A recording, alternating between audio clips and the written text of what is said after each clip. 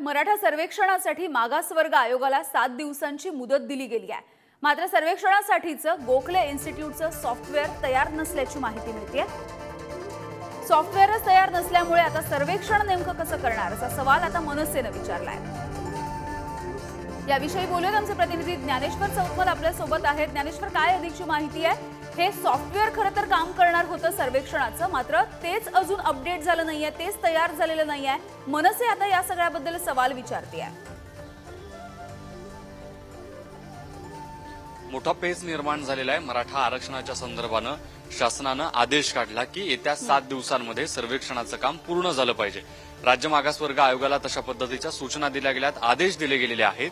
मात्र गोखले इन्स्टिट्यूट, पुण्यातलं जे गोखले इन्स्टिट्यूट आहे ते या सर्वेक्षणासाठीचं सॉफ्टवेअर तयार करणार आहे, तशी जबाबदारी त्यांना देण्यात आलेली आहे। मात्र हे सॉफ्टवेअरच तयार नाही अशा पद्धतीचा दावा मनसेनं केलेला आहे। आणि अशा परिस्थितीत पुढच्या 6 ते 7 दिवसांमध्ये सर्वेक्षण कसं शक्य आहे, हे सर्वेक्षण कोणत्या निकषांच्या आधारे केलं जाणार आहे, कोणत्या सॅम्पल साईज मध्ये हे सर्वेक्षण केलं जाणार आहे, कुठले प्रश्न यासाठी निश्चित केलेले आहेत, याच्याबाबतची कुठली स्पष्टता राज्य मागासवर्ग आयोगाकडून देण्यात आलेली नाही किंवा शासनाकडून देण्यात आलेली नाही।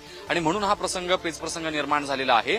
त्याच्यासाठीची दुसरी गोष्ट जी अशी आहे, जिल्हाधिकारी किंवा आयुक्त यांची जी टीम काम करणार आहे त्यांचंही प्रशिक्षण पूर्ण झालेलं नाही, किंबहुना अजून सुरूही झालेलं नाही। अशा वेळी हे सॉफ्टवेअर तयार झालेलं नाही, प्रशिक्षण अजून पूर्ण झालेलं नाही।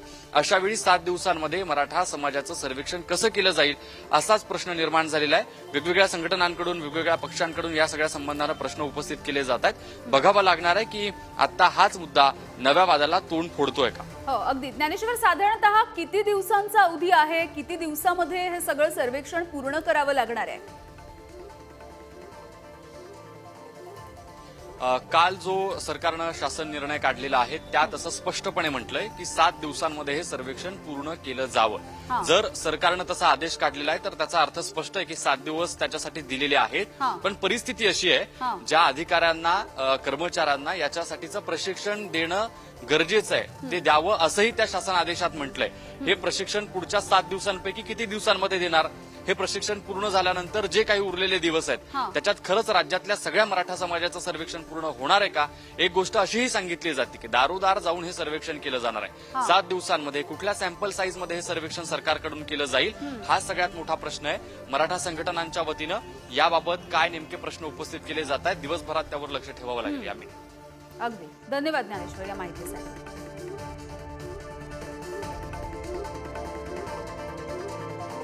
तर मराठा सर्वेक्षणासाठी मागासवर्ग आयोगाला 7 दिवसांची मुदत देण्यात आलेली आहे। मात्र सर्वेक्षणासाठीचं गोखले इन्स्टिट्यूटचं सॉफ्टवेअर अजूनही तयार नसल्याचं कळतंय। आणि सॉफ्टवेअर तयार नसल्यामुळे मग नेमकं सर्वेक्षण तरी कसं करणार आहात असा सवाल आता मनसेनं विचारला आहे। त्यामुळे 7 दिवसांमध्ये हे सर्वेक्षण घरोघरी जाऊन नेमकं कसं केलं जाणार आहे याबद्दलचा सुद्धा पेच कायम असलेला दिसतो आहे। 7 दिवसांची मुदत मागासवर्ग आयोगाला देण्यात आलेली आहे। मात्र जे सॉफ्टवेअरच्या आधारे हे सर्वेक्षण पूर्ण होणार आहे ते सॉफ्टवेअर सध्या तरी तयार नसल्याची माहिती मिळते आहे।